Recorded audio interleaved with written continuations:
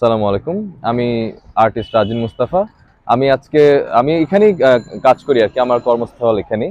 তো এদিক দিয়ে আমি যেহেতু মাঝে, মাঝে যাওয়া আসা করি, এর মাঝখানে আমি দেখলাম যে আমাদের আর্টিস্ট নাফি ভাইয়ের সোলো এক্সিবিশন হচ্ছে এখানে আরকি এবং সেটা ওপেন ফর অল এবং এটার শিরোনামটা হচ্ছে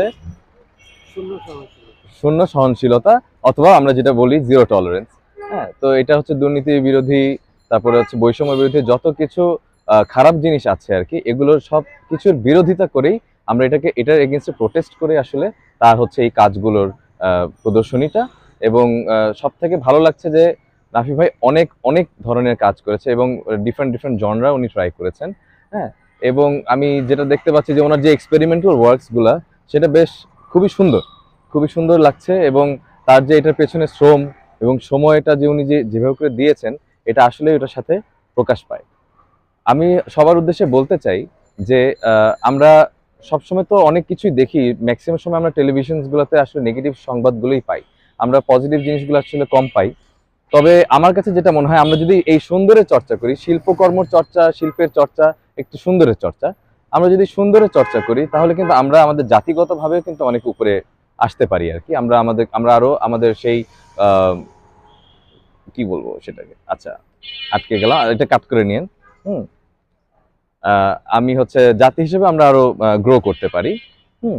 তো আমি যেটা বলবো সবাইকে আসলে এই নেগেটিভিটি থেকে বের হয়ে এসে আমরা পজিটিভ জিনিস চেষ্টা করি, আমরা শিল্পের চর্চা করি, আমরা সঙ্গীতের চর্চা করি, ছবির আঁকার চেষ্টা করি, কারণ এটা কিন্তু একটি অমূল্য অ্যাকচুয়ালি শিল্প, অমূল্য একটি কর্ম। আমাদের যে এফোর্টটা আমরা এখানে দেই সেটা আসলে অতুলনীয় এবং এটা চিরজীবন থেকে যাবে। তো আমরা যদি এই চর্চাগুলোকে আমরা ফোকাস করতে পারি তাহলে অবশ্যই আমরা ভালো কিছুই পাবো।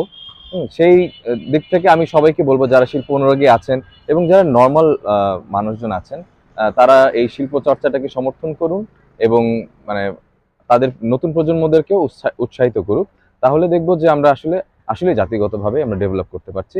এবং ছবি কালেকশন একটা বড় বিষয়, অথবা আমি যদি এই যে এক্সিবিশনগুলো করছি, sponsor is a big deal.